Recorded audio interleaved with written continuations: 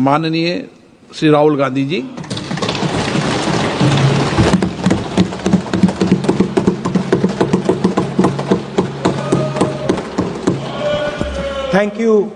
Thank you, Speaker Sir, for allowing me to speak on the President's address.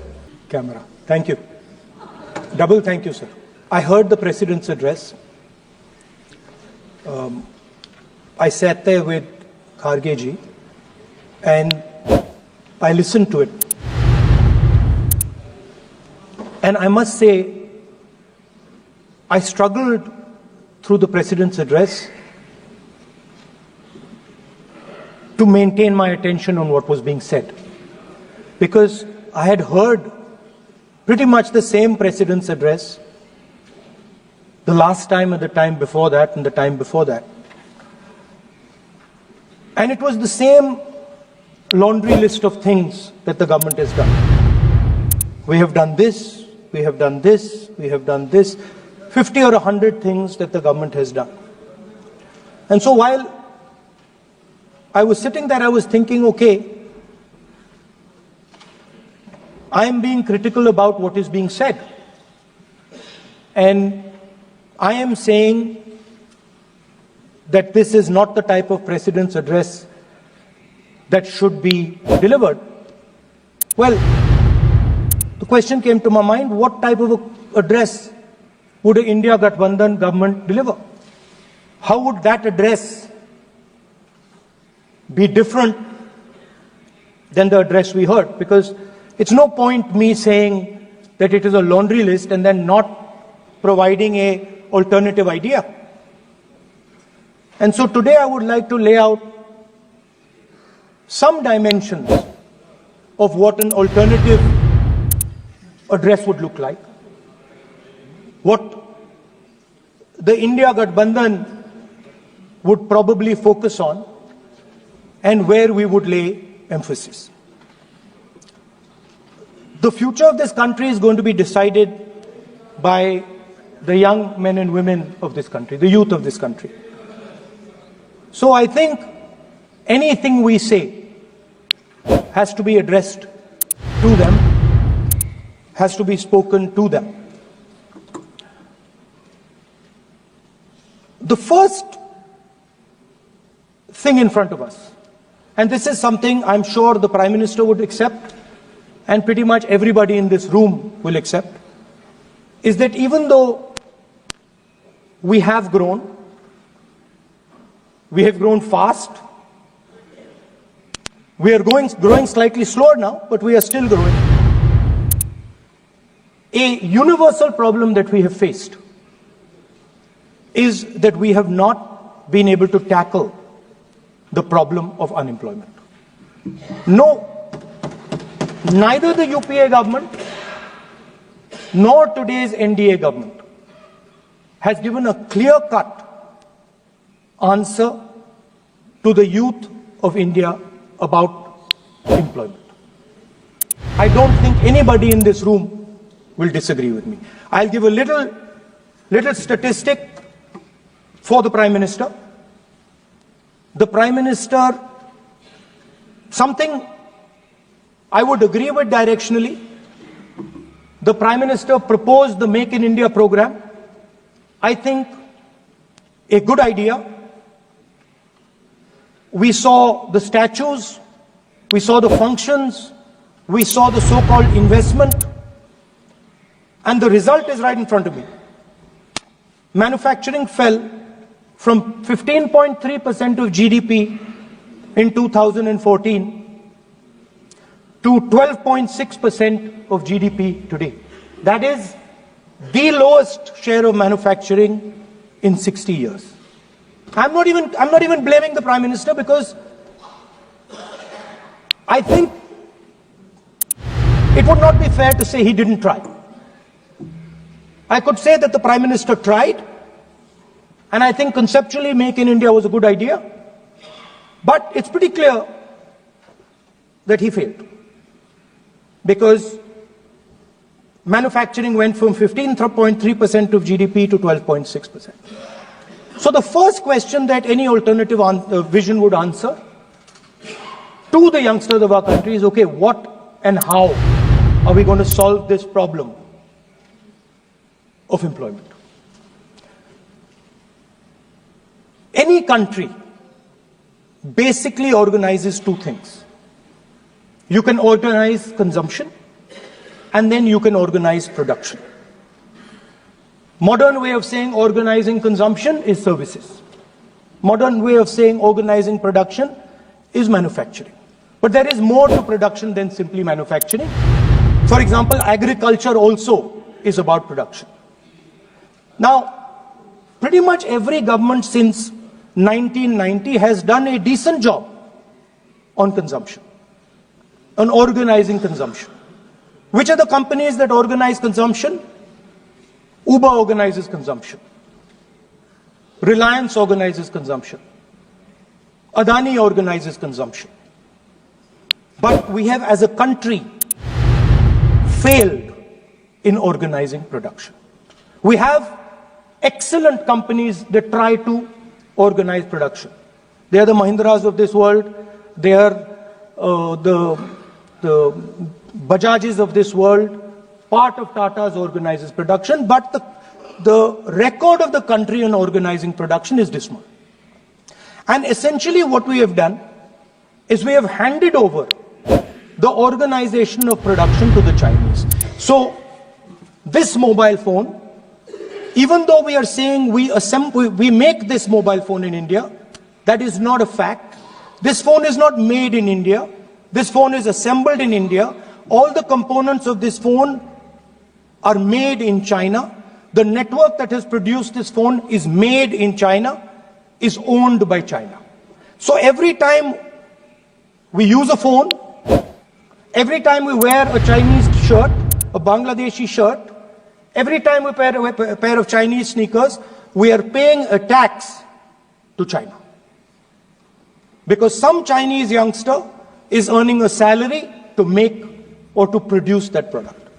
So the first message I would give in a presidential address would be that India has to focus completely on production. Because if we do not focus on production and we continue to focus only on consumption, we will find that we will run huge deficits, we will increase inequality, and eventually we will run into a serious problem. Social problem because of unemployment, which we are already facing. If you look at the numbers of the amount of people who are in jail, if you look at the numbers that are spent on internal security, if you look at the numbers spent on our police forces, they're all spiraling. They're all rising. And everybody understands that social tension is on the rise in India. So now the next question comes, okay, so where is this employment going to come from? What is India going to produce? And for that, I'd like to tell all the youngsters of this country that there is a revolution taking place, an exciting revolution. The world is transforming completely. And the change that is taking place, at the heart of the change that is taking place, we are moving from the world of the internal combustion engine to the world of the electric motor. We are moving from petrol to batteries. We are moving wind, solar, potentially nuclear energy. So our entire way of moving is changing. And this is going to change every single thing. It is going to change warfare. It is going to change medical treatment. It is going to change education. It is going to change how we eat. It is going to change every single thing. Now, the last time there was a revolution called the computer revolution, the government of India had a clear focus. We looked at that revolution. It was a Congress government. We looked at the revolution and we decided clearly that we are going to focus on the development of software. And we rode the wave of that revolution. And today you can see the result. I remember people laughing. I remember people laughing when the computer was being talked about. You mentioned Mr. Vajpayee. I respect Mr. Vajpayee, but Mr. Vajpayee gave a speech saying that computers are of no consequence to India. So, what is important when there is a revolution? What is important is that you understand what are the drivers of that revolution and where exactly do you need to focus, where exactly do you need to sit in that revolution. I said that this revolution is going to change everything. And I want the youngsters in this country to think about it. There is a war going on in Ukraine. The war in Ukraine is actually a war between the internal combustion engine and the motor, the electric motor. The electric motor is inside the drone, the engine is inside the tank. And if you look at what is going on in Ukraine, the tanks are dying by the thousands. And small little drones with electric motors, small batteries, not much bigger than that, are destroying the entire tank artillery infrastructure of both Ukraine and Russia. So the drone is the electric motor. The drone is the battery. The drone also needs to see. So the drone is a camera. In the same way, electric cars, the electric car is a motor. The electric car is batteries.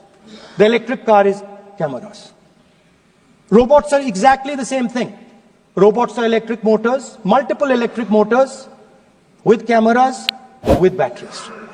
And this is what the revolution is going to look like. So there are basically 4 technologies that are driving this entire change in mobility. Electric motors, batteries, optics, and then on top of that, you can apply AI. Now people,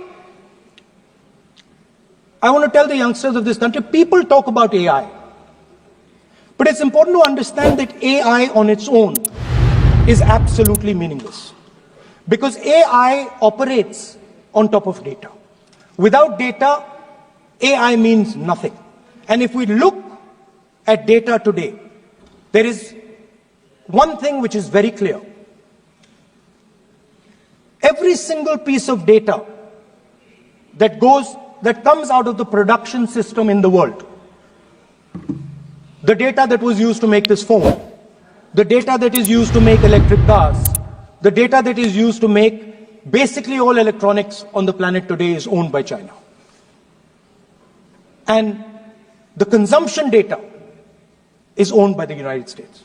In China, the consumption data is owned by China, but in India, companies like Google, companies like Facebook, companies like Instagram, X, they own our consumption data. So if India wants to talk about AI, it has to first answer the question, what data is going to power that AI? And the answer today is India does not have that data. Neither does India have production data, neither does India have consumption data. We have handed our consumption data to the big American companies, and the production data we don't have anyway. So what would that vision look like? The first thing, we would start getting youngsters excited about this revolution. We would start to introduce the idea of a completely new way of moving, a complete revolution in how things move. We would start teaching our children in schools about batteries, about electric motors, about how these things combine, about how drones, robots, electric cars are structured, how they will work together. And most important, we have to start building a production network so that we can get access to production data. Now, what would we focus on? We would not give you a laundry list. China has at least a 10-year lead on India in this space. China has been working on batteries, robots, motors, optics for the last 10 years, and we are behind. So what would our president's address say to the youngsters? We will choose critical areas in each one of these technologies, and we will start to build capabilities in those areas. The second thing we would do, we would ensure that our banking system is not captured by 2 or 3 companies that basically do not allow you to build a production system. But our banking system is open, is dynamic, and is accessible to small and medium businesses and to millions and millions of entrepreneurs who want to take part in this revolution. Our foreign policy would take into account this revolution. When we talk to the United States, we would not send our foreign minister to invite our prime minister to his coronation. We would not send him 3 or 4 times, please invite our prime minister. Because if we had a production system and if we were working on these technologies, the American president would come here and invite the prime minister. So it is important to understand where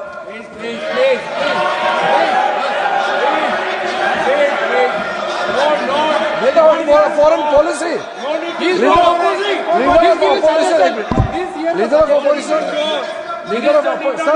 Leader of opposition cannot make such serious unsubstantiated statement. This is related to the relation between two countries, and he is making a unverified statement about invitation of the Prime Minister of our country is matter of our dignity. How can you make such kind of statement? He is leader of opposition, sir. He should be responsible in making such statement. Sir, LOP is giving us very positive suggestions. Why they are worried, sir? For the country, he is giving. Leader of opposition has the information from any official source. He must inform the House. If leader of opposition has the information, please inform the House. Okay. Who has told you that foreign ministers have visited for the purpose which you have mentioned? You must specify it. So, I'm sorry that disturbed you, that question. I apologize for disturbing your peace of mind. It's okay. I've apologized. I've apologized for disturbing your peace of mind. I'm sorry. Apologize for lying to the House. ऐसा नहीं होता है. तो serious होना चाहिए leader of opposition को. कम से कम देश के मामले में तो एक हो. देश के मामले में तो एक वॉइस से बोलना चाहिए. ये गलत बात है. ये ठीक नहीं है. लीडर ऑफ अपोजिशन को इस तरह का बयानबाजी नहीं करना चाहिए. ये गंभीर विषय पर चर्चा चल रही है. So we would start by telling our young men and women that they have to be at the forefront of this revolution. We cannot afford that the Chinese are at the forefront of this revolution. Number one.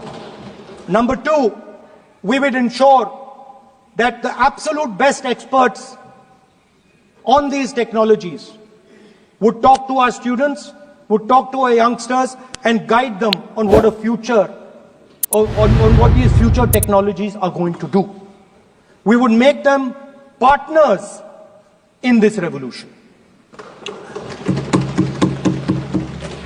Now, we talk about defense. And today, we have the Chinese. And the Prime Minister has denied it. And the army has contradicted the Prime Minister. It's true. The Prime Minister has denied it. The Prime Minister has denied it. And the army has disagreed with the Prime Minister that China is sitting on 4,000 square kilometers of our land, of our territory.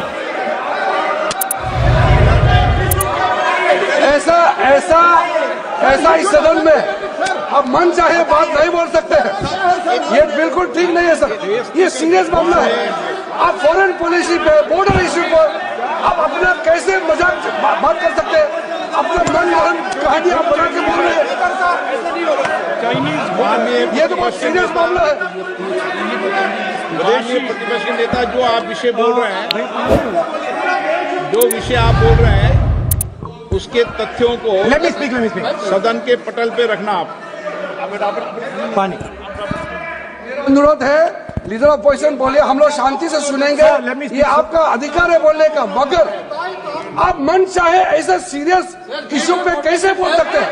ये serious मामला है। आप सदन में बोल रहे हैं, तथ्यों को पेश करना पड़ेगा। मर्जी से बोलते हो, फॉरेन मिनिस्टर का बात बोल देते हो, सीमा का ऑफिसर बदल में हालत बात करते हैं, ऐसा मत बोलिए। ये देश के लिए ठीक नहीं महत्वपूर्ण विषय है। है। आपको सीरियस होना पड़ेगा लीडर ऑफ ऑपोजिशन। ये गंभीर मामले को आप ऐसा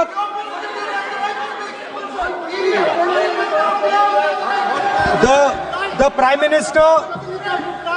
Prime Minister has denied that Chinese forces are inside our territory, but for some reason our army keeps talking to the Chinese about their entry into our territory, and our Chief of Army Staff has said that the Chinese are inside our territory. This is a fact.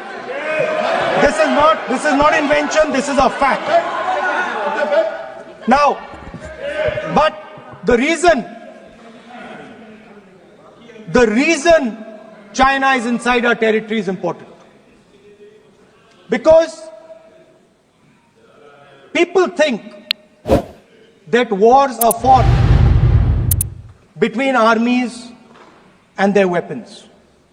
But the fact of the matter is that wars are fought by industrial systems.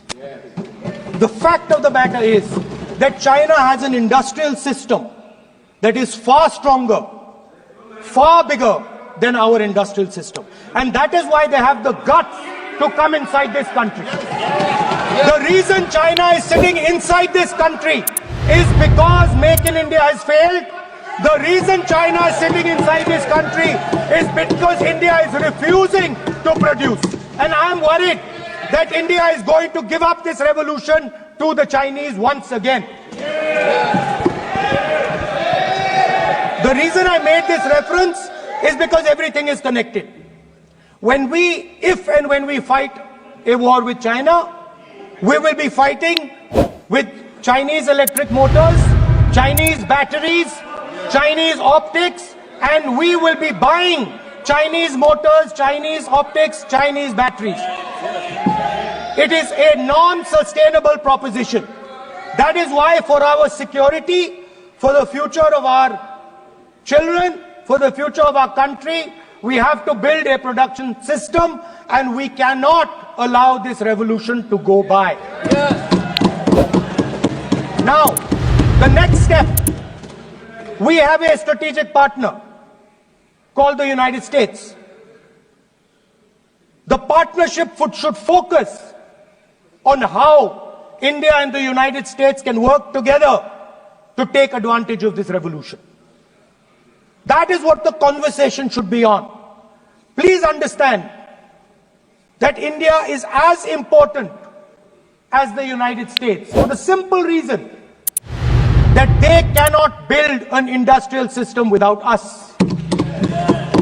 They cannot build a production system without us. No matter what they say, the Americans simply cannot do what India can do because their cost structure is much, much, much more expensive than ours.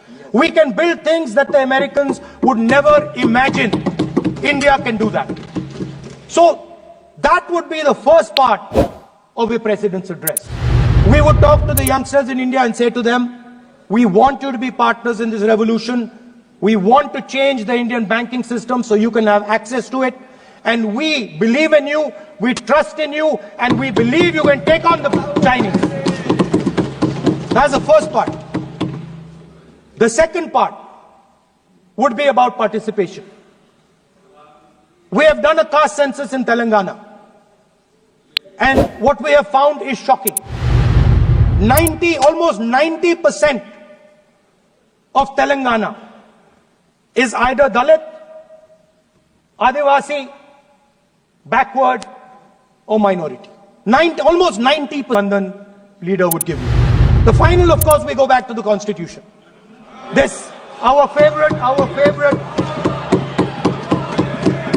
just like the production system is a weapon, just like Jati Jangarna is a weapon of transformation, this is what the entire architecture is built on. I remember Before the elections, all of you were saying 400 par. And you were saying you would change this. And then I was glad to see that the Prime Minister walked in and then was forced to bow his head in front of the Constitution.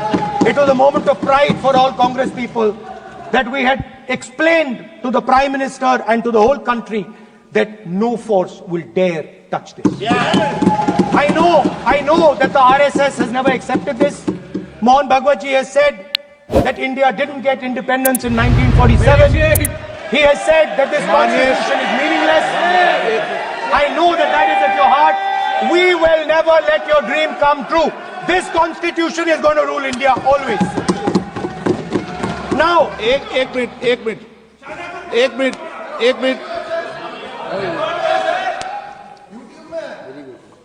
आप प्रतिपक्ष के नेता हैं।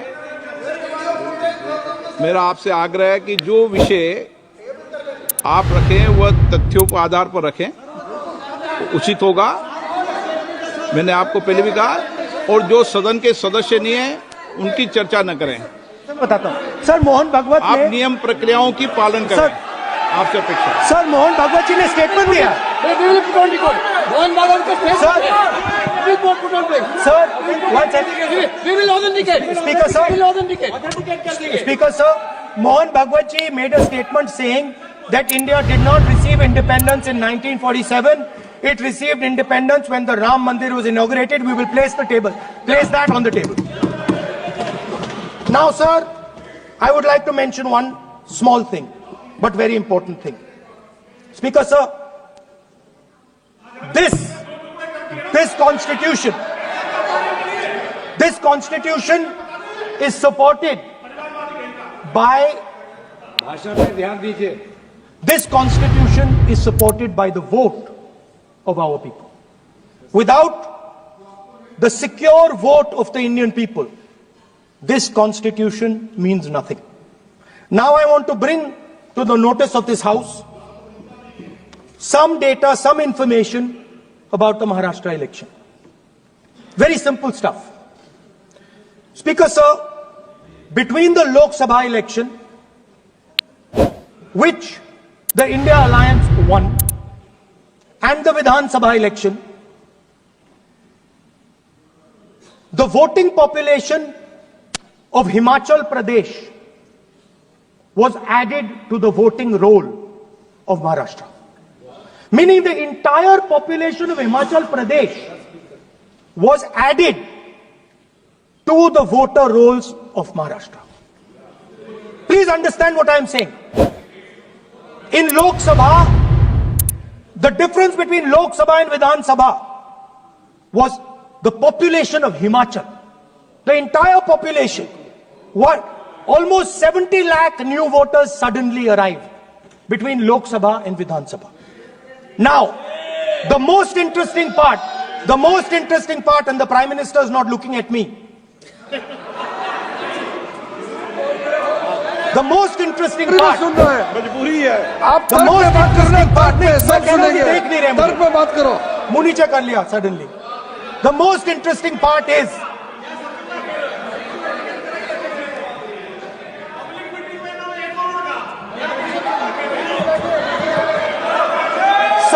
Sir, Maharashtra में more voters were added in 5 months in Maharashtra than were added in 5 years in Maharashtra. जितने 5 साल में add हुए उससे ज्यादा 5 महीने में ऐड हुए, आखिरी 5 महीने में लोकसभा चुनाव के बाद। सर, एक बिल्डिंग है सर शिरडी में, एक बिल्डिंग में 7,000 नए वोटर एक बिल्डिंग में ऐड हुए सर। एक बिल्डिंग में 7,000 नए वोटर ऐड हुए सर। सर, मैं कोई आरोप नहीं लगा रहा हूं, मैं सिर्फ ये कह रहा हूं सर कि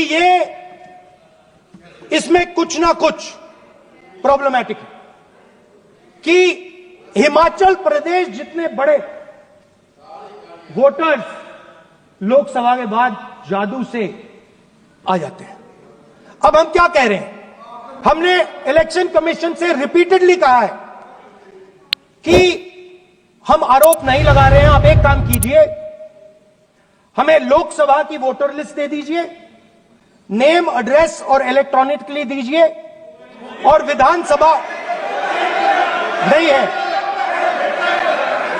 नहीं सर, नहीं नहीं नहीं नहीं नहीं नहीं स्पीकर सर, स्पीकर सर, वो सब वेबसाइट पे रहती है, सब जानते हैं, कभी भी कोई निकाल सकता है। स्पीकर सर, मैं समझा देता हूं sir. Speaker sir, speaker sir, वो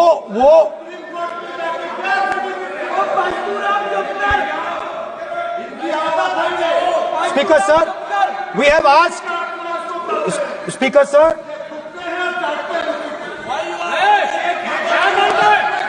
speaker sir, we are asking this question, we are asking this, Speaker sir, population of Himachal Pradesh, please, population of Himachal Pradesh has voted, extra has voted in Maharashtra. We are saying to the Election Commission, please give us the names and addresses and polling booths of all the workers in the Lok Sabha and all the workers in the Vidhan Sabha, so we can calculate who these new workers are, who these new voters are. Interestingly, the new voters are mostly in the constituencies that the BJP has swept. Please understand, the new voters have been added mostly in the constituencies where BJP has swept. I am still not making an allegation. I am saying on the floor of the House that the Election Commission has to give the data of the Maharashtra elections to the Congress Party, to the Shiv Sena and to the NCP, so that we can see exactly where these voters have been added, who has been subtracted, who has been added, where they have been added. This is not an irresponsible request. This is a very simple request for them to fulfill. The reason I am saying this, sir, is because the rules have been changed. This is not just said in isolation. Speaker, sir, the Election Commissioner used to be chosen by the Prime Minister, Leader of Opposition and the Chief Justice. Sir, the Chief Justice was removed from that committee. Why? Why? This is the question, sir. This is the question to the Prime Minister. Why was the Chief Justice removed from the committee? Now, in a few days, I am going to go to the meeting. I am going to go to the meeting. There's going to be Mr. Amit Shah and Mr. Modi ji. And there's going to be me. 2 to 1. Why am I even going to the meeting? What is the purpose of me going to the meeting? I am only going to the meeting to certify what Modi ji and Amit Shah ji are going to say. Right? Whereas if the Chief Justice was there could be a discussion. Chief Justice and Leader of Opposition could say, no, we don't agree. So, there seems to be a calculated strategy. Now, just prior to the Lok Sabha, the Election Commissioner was changed and 2 new Election Commissioners were placed. Yes. We know that the election dates were changed. Yes. We know that the elections were postponed. These are facts. These are not things I am inventing. So, in order to safeguard this constitution, the entire opposition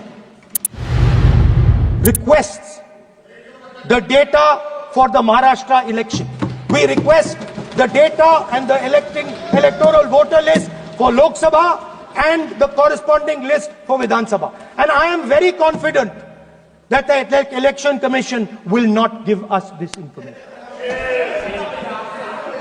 Speaker sir, that is broadly. So the third element of our President's address would be a determined defense of India's institutions, of our democratic system, and a re-look at our entire democratic framework, and the looking again at all the institutions that have been taken away from the people of India. So those would be the type of things that we would say in a presidential address. I'd like to finally say one thing. In the last, थोड़ा बढ़ा देता हूं. अब मैं थोड़ा और खींचूंगा. अब और खींचूंगा थोड़ा. अब और खींचूंगा. So in the last, there is a background, a philosophical background to what I am saying. Essentially, what I am saying to the youngsters of India and to this house is that instead of focusing on multiple things, instead of telling us a laundry list, give us a strategy, give us a vision, make it clear, right? Now, there is a philosophical basis to this. There is even a deep philosophical basis to this. I showed you the picture of Shivji, which you didn't allow me to show. I showed that picture for a reason. What does that picture tell us? If you look at that picture carefully, it tells us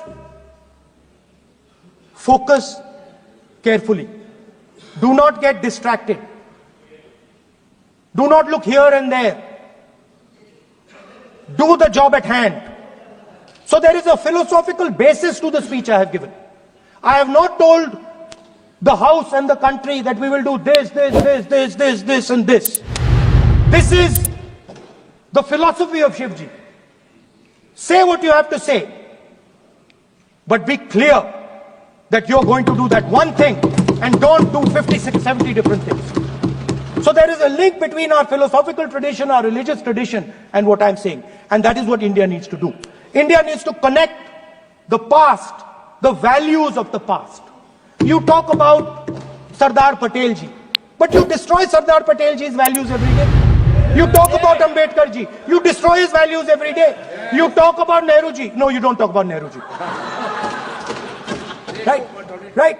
You bow in front of Buddha. You destroy what he says.